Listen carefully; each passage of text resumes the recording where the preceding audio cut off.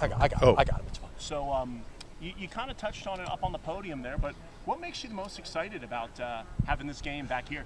Well, it's the second time, and the first time it was spectacular. So coming back, we know that New Orleans knows how to put on big events, and especially college football playoff. But anything from the Super Bowl to the Final Four, this city is built to host big events, and it's so convenient.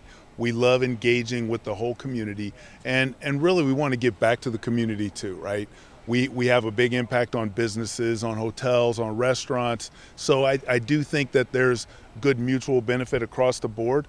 But for us, it's just exciting to come back to this great city. The Big Easy is amazing. You talked about it up there, how in 2019 or 2020 that was the best one, and you're hoping that you'll say the same about 2028. What do you think it is about New Orleans that's kind of could set itself apart from other cities in certain aspects?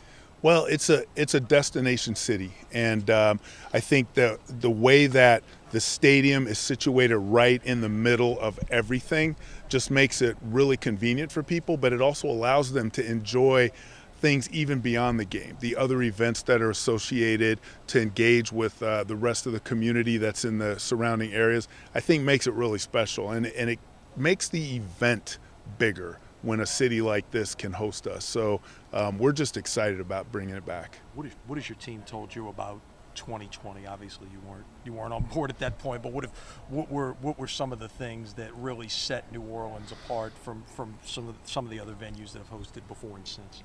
I think the walkability of it was really, really helpful to everyone, because we could have our events without some of the transportation elements that have to be coordinated.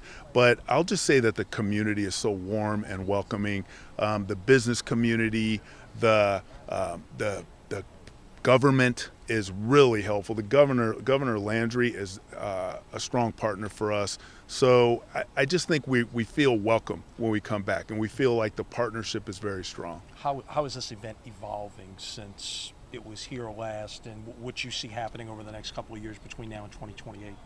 Well, we've evolved to bring CFP to a bigger event, a grander event where, of course, the game is always going to be the focal point and the center, but we want people to also enjoy what's going on in the community. Jeff Hundley and the Sugar Bowl Committee are really great partners to help us to evolve it and take it to the next level, because that's what they do. I mean, this community does that with every event that comes here, and we want to learn and grow with the community and Sugar Bowl Committee. So we're very excited. A lot of the things you mentioned about New Orleans, the hospitality, the geography, have been assets for a long time. But recently, with the explosion of host cities, they've had to adapt financially.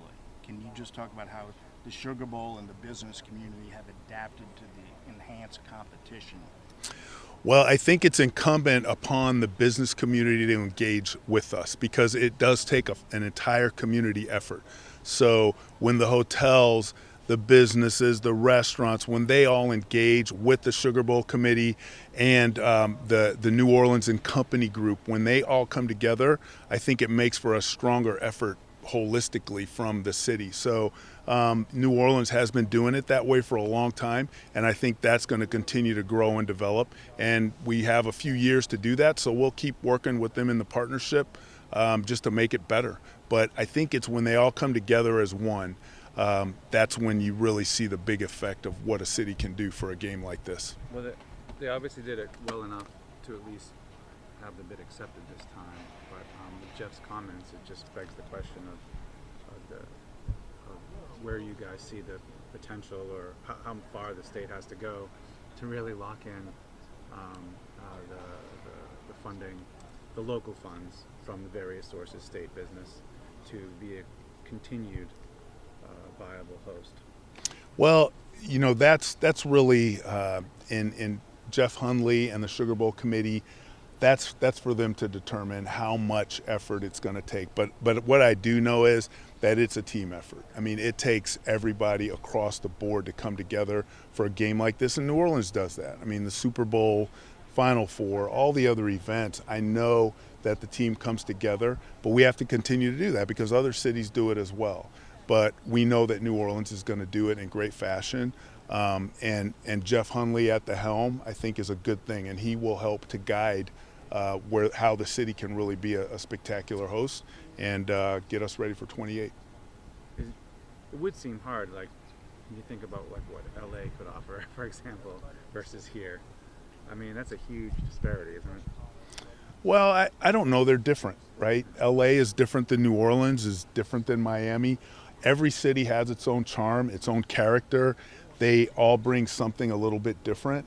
But what we know is that we really do like what New Orleans brings. And some cities just can't bring it like this just because of the way that the city is situated. So I think when everybody climbs on board and comes together with the natural state of your geography, it just makes for a really special synergy that makes for a great game. So some cities just they don't have their stadium in the middle of everything like you do. So I know that New Orleans and all of your partners are going to take advantage of that.